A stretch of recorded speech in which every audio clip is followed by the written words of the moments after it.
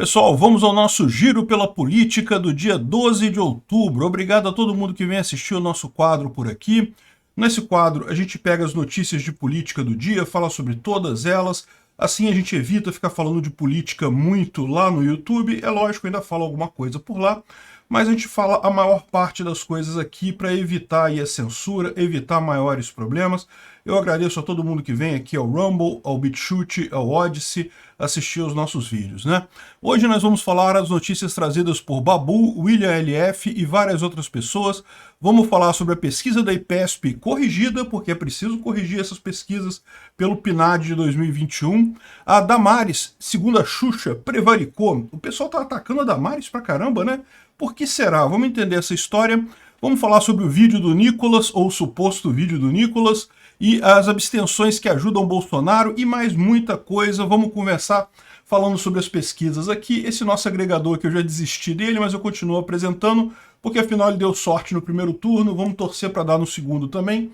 E, bom, o que teve de novidade em termos de pesquisa? Ontem teve a pesquisa da IPESP, em que Bolsonaro ficou com 46% e Lula com 54%, né? Não é um número bom, né? Isso aí é fora da margem de erro para empate, mas é aquele negócio, a gente sabe que essas empresas todas, IPESP, IPEC e Datafolha, foram empresas que deram os números mais errados no primeiro turno, mais favoráveis ao Molusco, então eu continuo aguardando o Paraná Pesquisas, vamos ver, né? Aquagora, uma coisa que o Alexandre Patriota, né, que é um professor de estatística, ele tem feito é justamente fazer aquele rearranjo dos dados de acordo com o PNAD de 2021, né? Como eu falei para vocês, o que acontece? Toda pesquisa tem estratificação, você tem que separar por grupos de renda e coisa e tal, para corresponder à sua amostra final, para a sua amostra corresponder à população total que você está fazendo aquela amostra, né? E se você meramente atualizar os dados para o PNAD de 2021, você já consegue informações bem interessantes, né?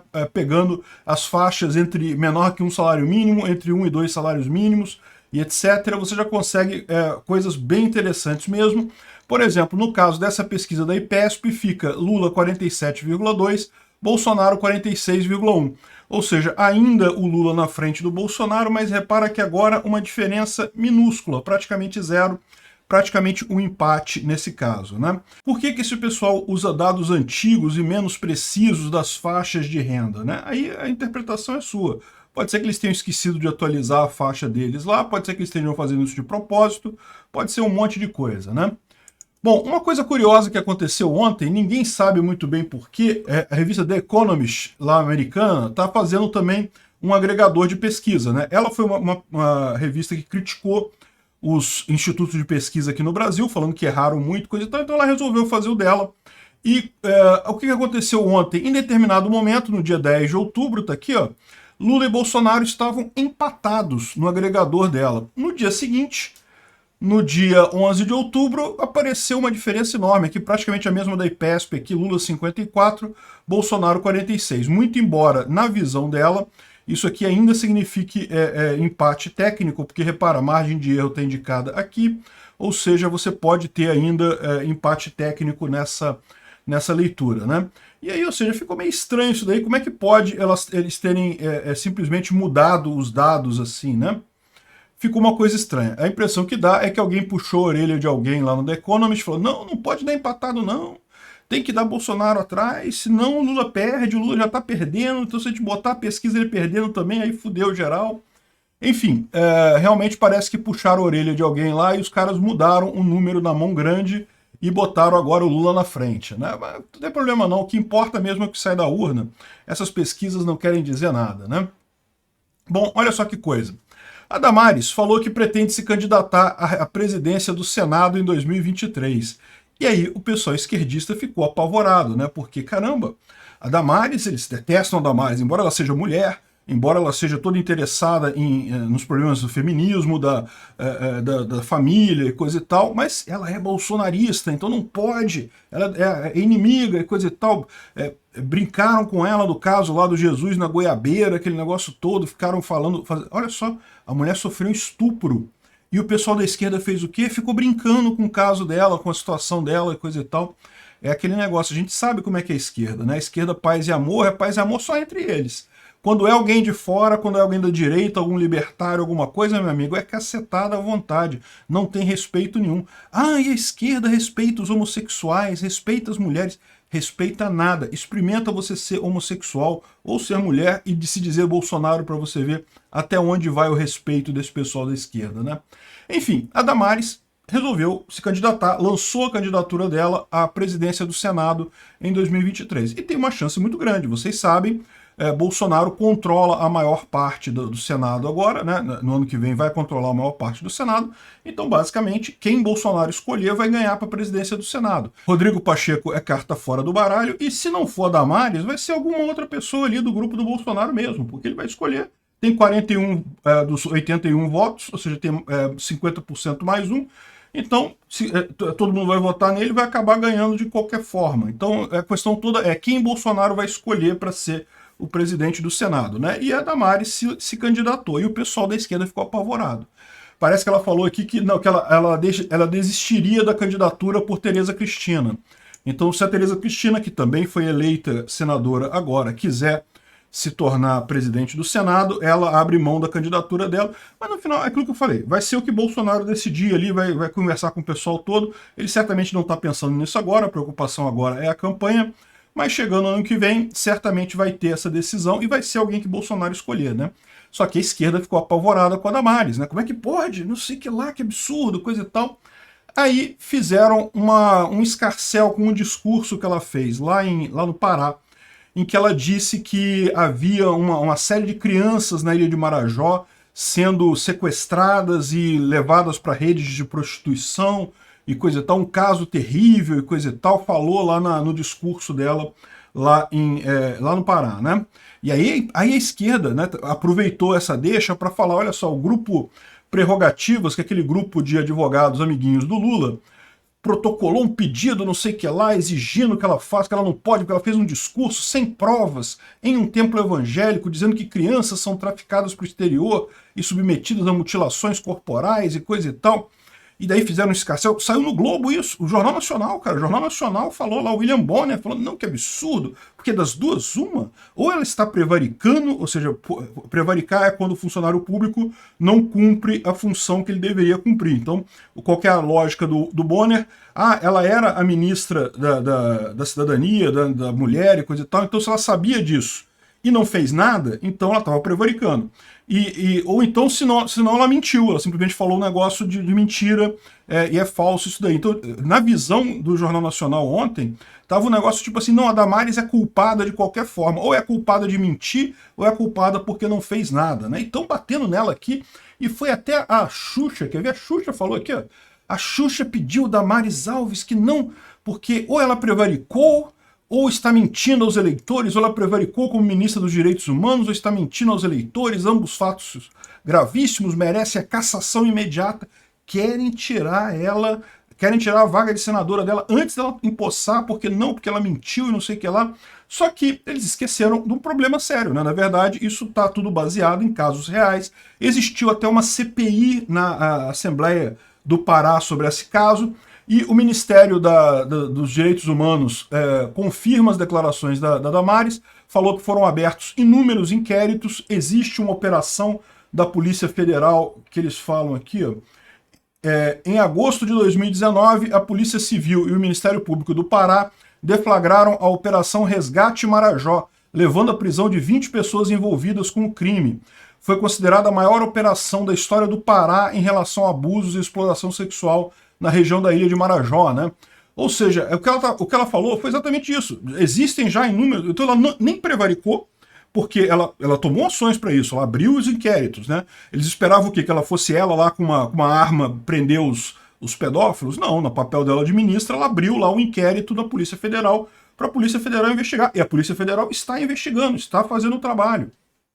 Então, as afirmações dela foram feitas com base em inúmeros inquéritos já instaurados e que dão conta de uma série de fatos gravíssimos praticados contra crianças e adolescentes. Ou seja, ela nem prevaricou, nem mentiu. Ela falou a verdade e as coisas estão sendo investigadas de fato pela Polícia Federal, né?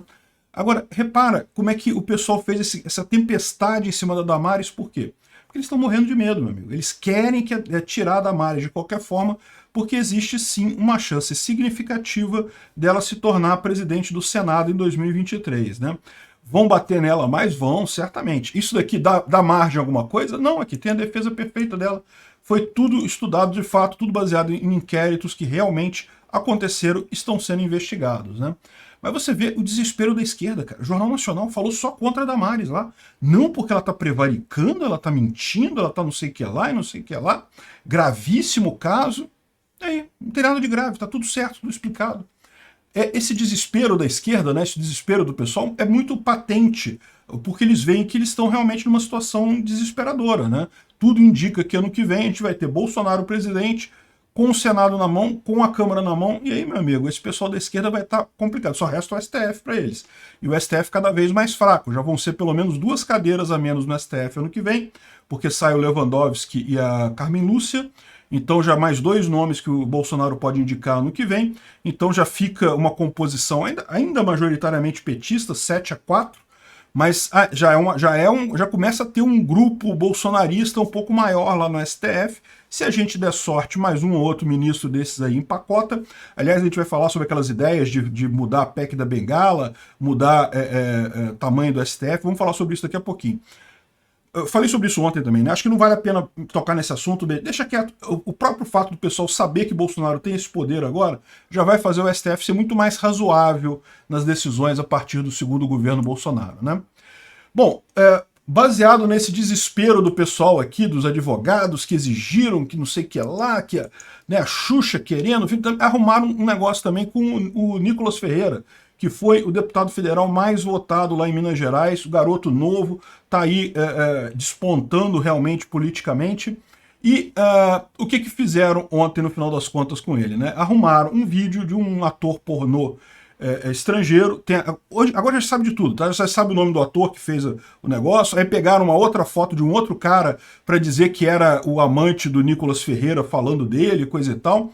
E daí, enfim, pegaram essa cena de sexo, né, sexo homossexual, um homem chupando o outro, dando a entender que era o Nicolas Ferreira pagando um boquete para um outro cara lá, né? Isso foi o filme que eles fizeram, curtinho, eles pegaram, na verdade, um trechinho de um filme pornô gay, e o cara, assim, eu não acho parecido não, mas enfim, né, é tudo meio escuro, coisa e tal, dá a impressão de que o cara que está fazendo a coisa é realmente o Nicolas, e daí vieram com essa história toda. Aí eu acho mais engraçado do mundo isso, né?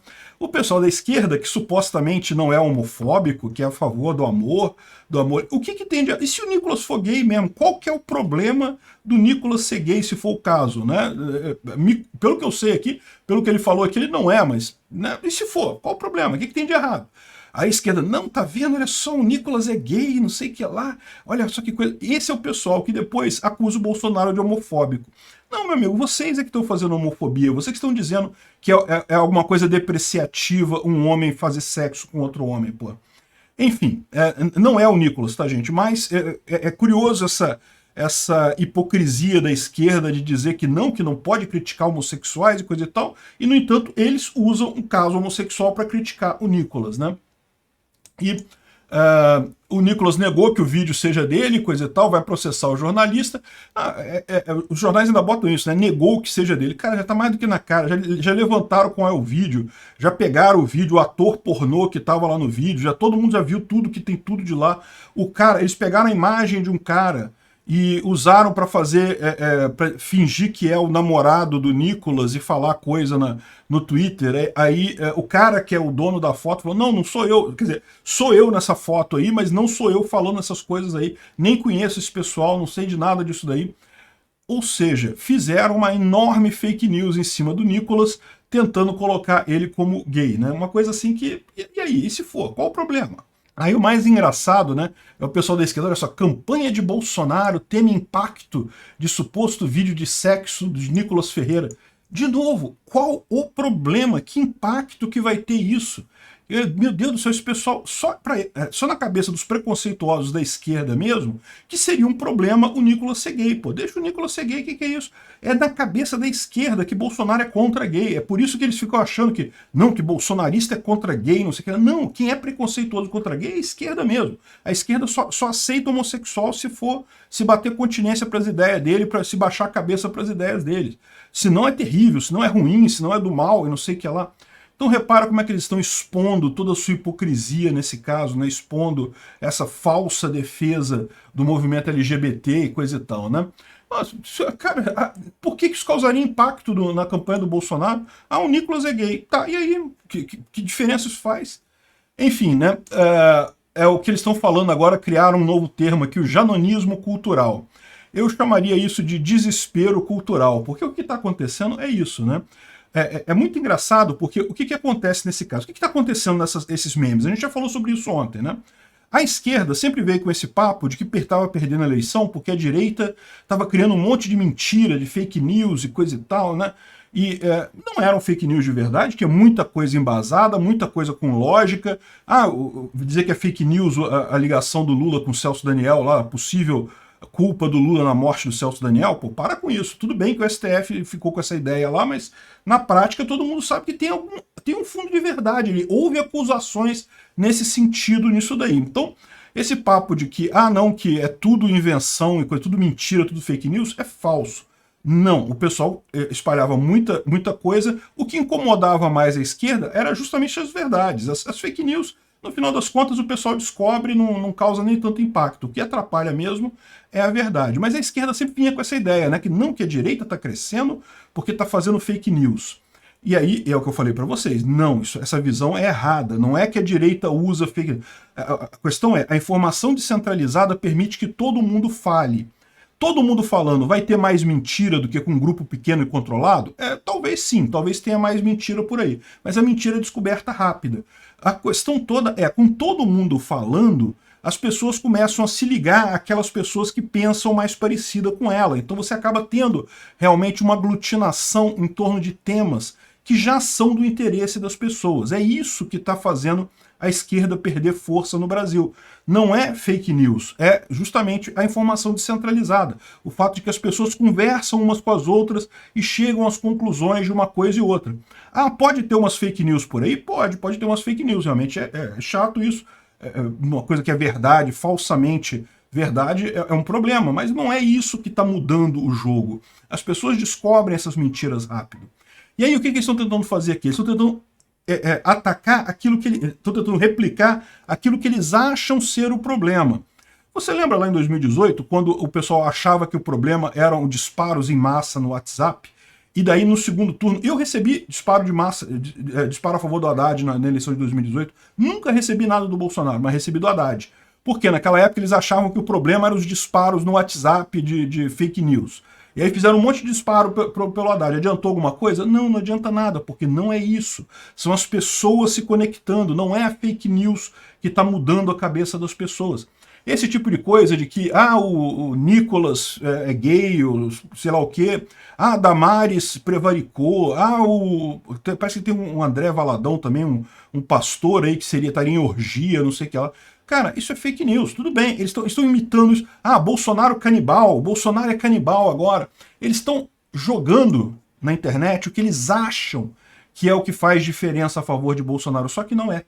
Eles não percebem que esse tipo de coisa só descredibiliza eles mesmos, só dá um ar de desespero nesse monte de coisa, de dizer, ai meu Deus, olha só, estou botando um monte de coisa, todo dia tem um negócio falando que o Collor, que o Bolsonaro vai botar o Collor como ministro e vai confiscar a poupança. Pelo amor de Deus, não tem lógica nenhuma isso.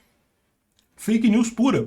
Mas é aquele negócio, isso é o desespero deles. Eles estão vendo a direita crescer, estão vendo que Bolsonaro está ganhando espaço nas redes sociais, e isso é uma tendência que eu já falei para vocês, que veio para ficar.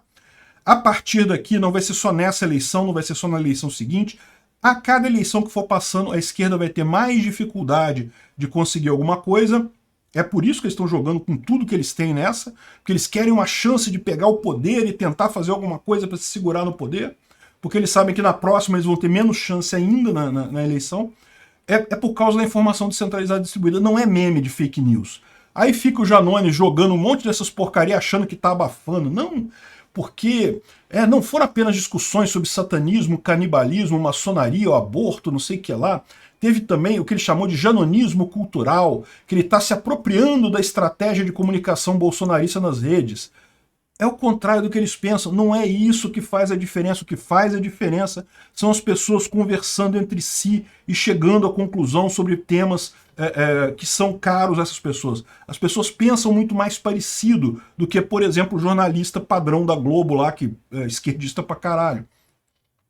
Esse negócio de meme, sim, tem muito meme na direita, tem muita coisa tosca na direita também, não tô dizendo que não tenha, mas não é isso que faz a diferença, esse é que é o meu ponto. Aí ele fica jogando essas coisas todas, achando que tá fazendo diferença em alguma coisa e não tá, né?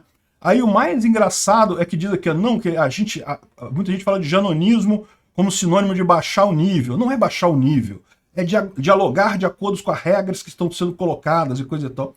O que eles percebem é que não é as regras que estão sendo colocadas, é como eles veem essas regras colocadas. Eles é que acham que essas fake news fazem alguma diferença no final das contas. Não fazem. O que faz a diferença no final das contas é a opinião das pessoas, são as pessoas discutindo entre si nos vários grupos, grupos de família, coisa e tal. Isso é que faz diferença no final das contas. Meme, fake news, tosca, não, isso não faz diferença nenhuma. Mas aí, deixa os caras errarem, né? Fica parecendo que estão abafando aí. Não, porque o Janones, a esquerda já está colocando o Janones como um campeão de marketing. Olha só, está conseguindo responder os bolsonaristas e coisa e tal. Vamos ver nas urnas. Bom, aluno urina em bandeira do PT em escola particular de Curitiba. Mandou bem, não sei quem foi não, mandou muito bem, parabéns. Parece que os alunos foram suspensos. É uma coisa engraçada, eu duvido que se fosse uma bandeira de Bolsonaro, se fosse aluno mijou na cara do Bolsonaro no banheiro, não ia ter nem falar em nada, não vai falar em lugar nenhum, né? Mas pô, mijou na bandeira do PT, caramba, como assim ofendendo o nosso nobre comunismo? O Estadão insiste nesse tema, já saiu isso outras vezes também. Bolsonaro não vetou o orçamento secreto, entenda o esquema. Aí você vai ver a reportagem, ele fala literalmente, sim, Bolsonaro vetou o orçamento secreto. Ele fala, olha aqui, literalmente o que está escrito aqui. Ó. A primeira tentativa de viabilizar o orçamento secreto realmente foi do Congresso e Bolsonaro a vetou. Beleza, pronto. Aí Bolsonaro fez ele não recuou do veto, ele vetou, acabou.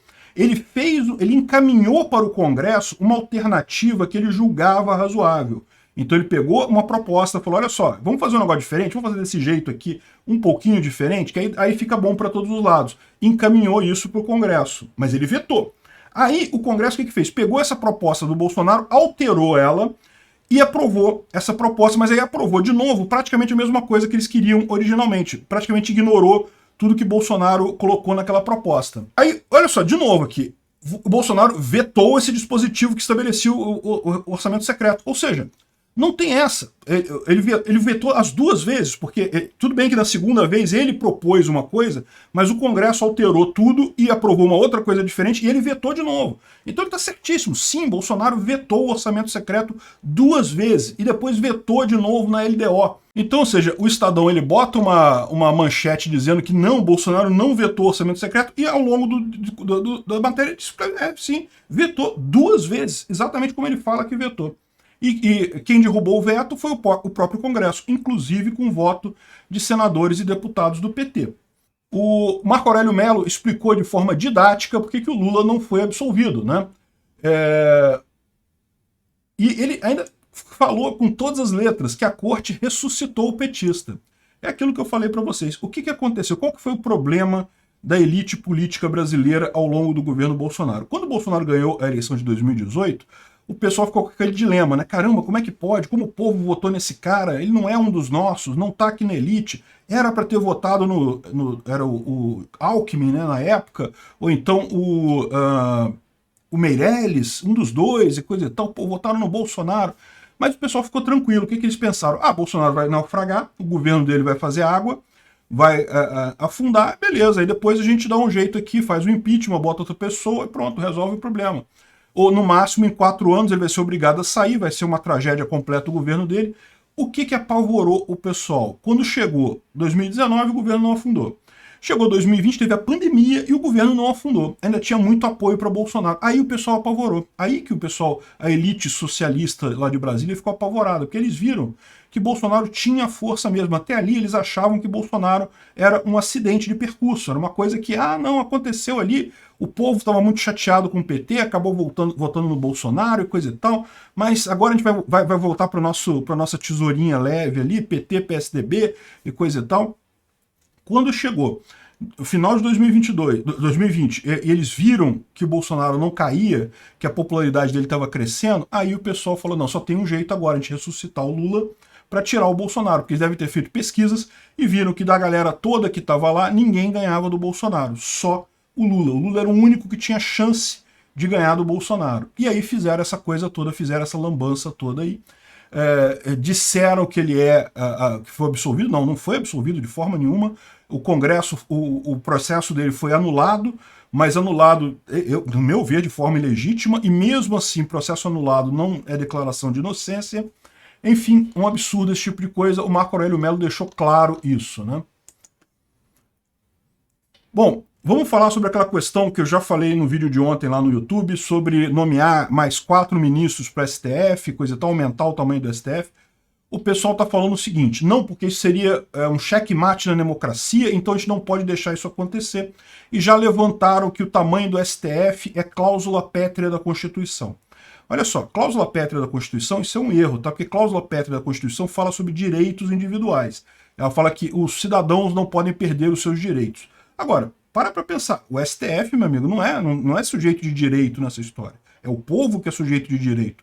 Então, em tese, uma cláusula com a definição do tamanho do STF não é cláusula pétrea. Pode ser alterado sim, né? Mas, dito isso, eu reforço aquilo que eu já falei no vídeo de ontem. Eu acho que é uma besteira esse tipo de coisa, realmente Bolsonaro não vai precisar disso, porque ele já vai poder indicar 2 ministros agora em 2023.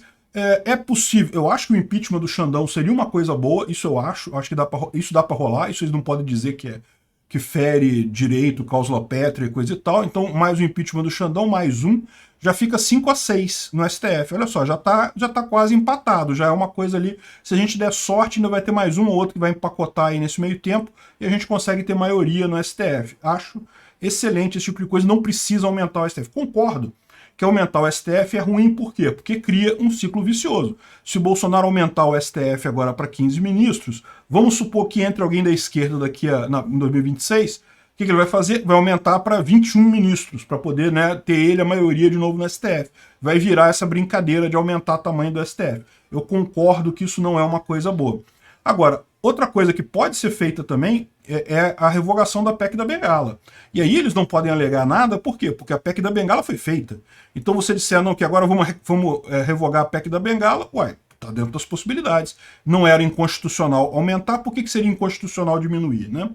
Então, enfim. Mas de qualquer forma é aquilo que eu digo. Eu acho que a melhor coisa deixa o STF do jeito que está, a gente não precisa disso. O máximo que eu acho que o Senado na mão do Bolsonaro pode fazer é o impeachment do Xandão. Isso eu acho que é uma coisa bastante razoável. Já daria. Por que vai acontecer? O pessoal do STF agora vai ver que eles estão com problemas agora.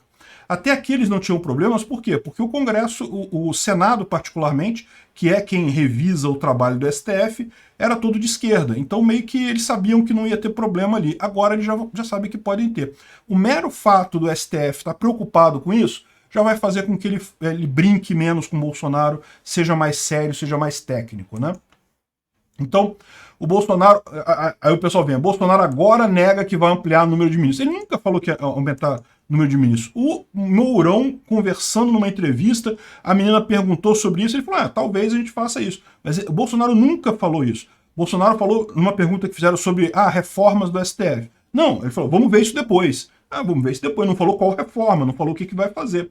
Enfim, eles estão tentando colocar agora como se Bolsonaro mudasse de ideia, mas ele não mudou de ideia. Ele nunca disse esse negócio de aumentar os ministros, né, do STF. Nunca foi uma proposta de Bolsonaro isso. Embora ele admita que tem problemas com o STF. Tem problema com o STF? Tem. É o que eu falei. Nomeando mais 2 agora, fazendo impeachment do Xandão, a gente já fica com 5-6. Já começa a ficar bem mais equilibrado. Basta virar um voto dos outros lá que Bolsonaro já consegue ganhar alguma coisa. E, embora os outros todos sejam de esquerda, tem sempre um mais à esquerda, menos à esquerda, ali sempre dá para tentar comer pelas beiradas e conseguir alguma coisa. Isso sem contar, como eu falei, com a sorte de um deles ter um ataque cardíaco, sei lá, um câncer no cérebro instantâneo, né? Não que eu deseje isso, quer dizer, desejo sim. Mas enfim. Aí ele fala de que, de novo, né? Após repercussão negativa, Bolsonaro não admite proposta para aumentar vagas no STF. Vocês que inventaram isso. E foi mesmo. Mesmo no caso do Mourão, quem perguntou foi a repórter que perguntou para o Mourão. Eu acho que o Mourão talvez tenha se equivocado de entreter essa possibilidade. Devia ter falado, não vou mexer nisso não, e coisa e tal. Mas o Mourão falou, não, a gente pode estudar isso, revogar a PEC da Bengala e coisa e tal. Enfim, deixa quieto. Não, vamos ficar com o STF de direita. É o que eu falo mesmo. Só o fato do Bolsonaro ter o controle sobre o Senado já faz com que o STF vá ter medo, já vai ficar cuidadoso na hora de fazer as coisas. Não vai mais ficar espinafrando o Bolsonaro por qualquer coisa como faz hoje, né? Já é mais do que o suficiente, já. A Deutsche Welle pergunta aqui, o que explica o mau desempenho das candidaturas coletivas? É o fato delas serem de esquerda, gente. É isso que explica o mau desempenho. Parece que teve um monte de candidato coletivo. O que é candidato coletivo? Uma dessas mulheres aqui, eu não sei qual delas, se candidatou, mas é supostamente uma candidatura coletiva. Elas todas vão decidir a coisa. Na prática, não quer dizer nada. Aquela que é o nome que está lá é que tem o poder de fato. Ela que está se comprometendo a aceitar o diálogo com as outras todas para fazer uma candidatura coletiva. Eu acho isso uma besteira. No final das contas, ela que vai decidir mesmo, porque se ela não quiser não assinar o negócio lá, a coisa não vai. Mas enfim, e é tudo muita coisa de esquerda, esse negócio de coletivismo e coisa e tal, estão querendo colocar assim, e naufragou como está naufragando tudo na esquerda. Parece que das várias que tentaram, só 2 conseguiram. Apenas 2 foram eleitas, né? O IPEC mediu que 46% pretendem votar em Lula para Bolsonaro não ganhar, e 41% admitem votar para tirar o petista, né? Ou seja, repara como é que, embora a diferença seja pequena, seja uma diferença de 5 pontos só, Bolsonaro tem mais eleitor que vota nele por ser o Bolsonaro, não para tirar o Lula. Isso é significativo no final das contas, porque a pessoa que vota para tirar o outro, muitas vezes ela não está tão motivada assim a votar, acaba não indo votar. Cai naquela questão justamente da abstenção que a gente tem falado, né? Tem um caso curioso aqui da campanha do Lula que incorporou a sugestão da Tebet e trocou o vermelho pelo branco. É como, cara, é sempre engraçado quando eu vejo o PT tentar isso, né? Já é a 15ª vez que eles tentam, não, vamos levar a bandeira do Brasil e coisa e tal, aí você vai num evento do PT, todo mundo de camisa vermelha e coisa e tal. Agora eles pediram para fazer lá em Belfort Roxo o negócio, vamos usar branco. Dá uma olhada como é que estão as imagens. Aqui, ó como é que tá o Belfort Roxo. Tudo vermelho do mesmo jeito. Não adianta, cara. Não adianta insistir. Vocês são a esquerda. Não tem essa não, né? E aí depois o Lula disse que se irritou com as mensagens da Tebet e coisa e tal. Não dá para entender esse pessoal. Então, cada um fala uma coisa aqui, enfim. Mas o fato é que mesmo que ele passe a não usar vermelho e coisa e tal, esquece, meu amigo. Quem está votando no Lula sabe que está votando para reabilitar o Lula. É o que eu falei para vocês. Ok que a elite política brasileira queria tirar o Bolsonaro. Aí trouxe o Lula para tirar o Bolsonaro. Mas por que o Lula está aceitando isso? Por que o PT está aceitando isso? Está aceitando isso porque ele quer reabilitar o Lula. Eles querem que o Lula volte a ser um grande herói e coisa e tal. Foi reabilitado pelo povo. O povo declarou ele inocente. É isso que eles querem. É isso que o Lula quer dessa eleição. Inclusive, isso é um detalhe muito interessante que eu falo para vocês. Publiquei até esse tweet aqui ontem. Chegou um momento ímpar, o julgamento de Luiz Inácio Lula da Silva feito pelo povo brasileiro.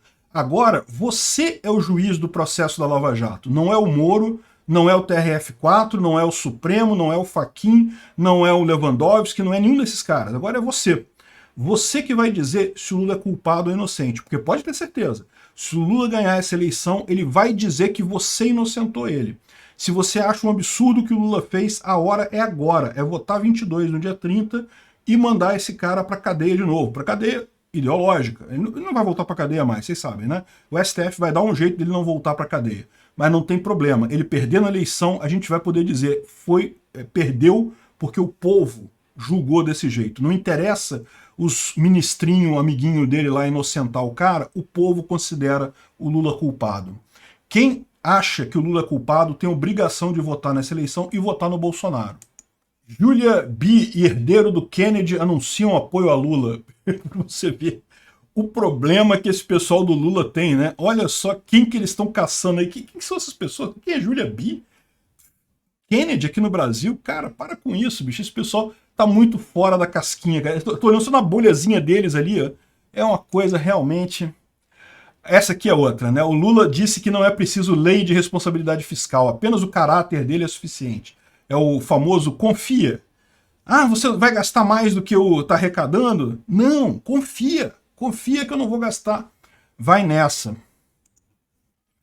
Aqui a Gazeta do Povo está fazendo uma avaliação que a gente já fez aqui para vocês. Lula ou Bolsonaro, quem pode ser mais afetado pelas abstenções no segundo turno?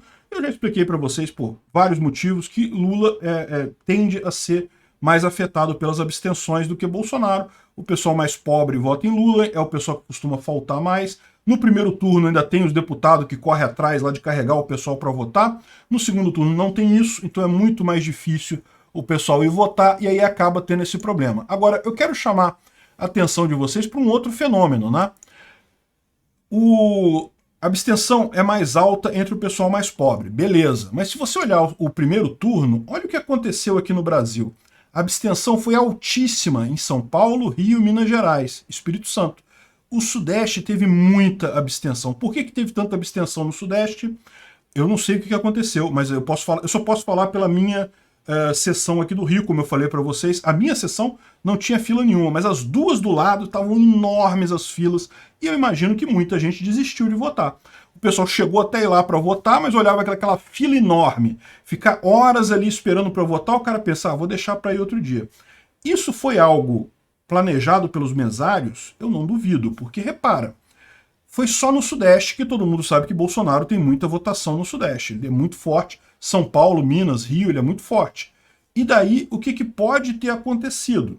Tô só sugerindo, não estou dizendo que aconteceu isso. O mesário pode dar aquela demorada, porque realmente, né? Eu senti isso, até eu confesso para vocês que a minha mesária pareceu que estava bem devagar, assim, conferindo, lendo os números, coisa e tal, devagarzinho.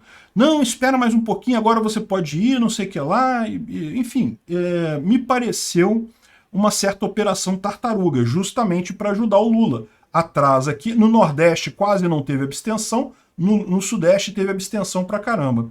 Agora, no segundo turno, esse fator fila fica menor. Por quê? Como cada um digita só 2 números, ou um número só, dependendo do estado, aqui no Rio de Janeiro vai ser um número só, vai ser só para presidente, fica muito mais rápido a votação.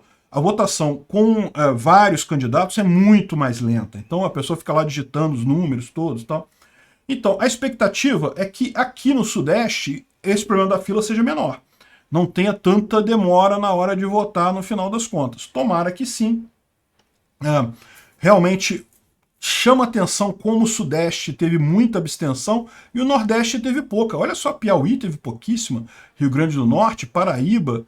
Enfim, o que é essa abstenção pequena? É aquilo que eu falei para vocês, é o candidato a deputado que vai lá buscar o eleitor na casa do eleitor, quase atrás pela gola. Muitas vezes paga o eleitor, né?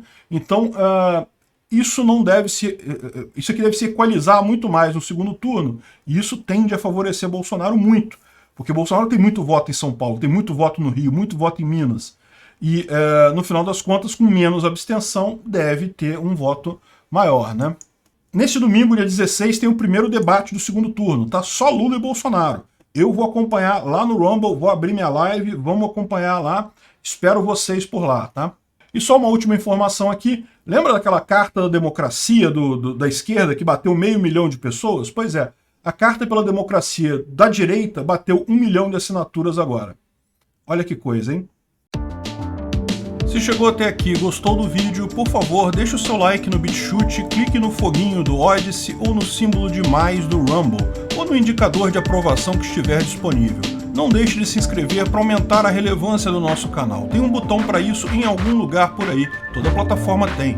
Com mais relevância, mais pessoas terão acesso às ideias que não podemos falar livremente devido à censura da mídia. Ajude o livre mercado de ideias e a liberdade de expressão.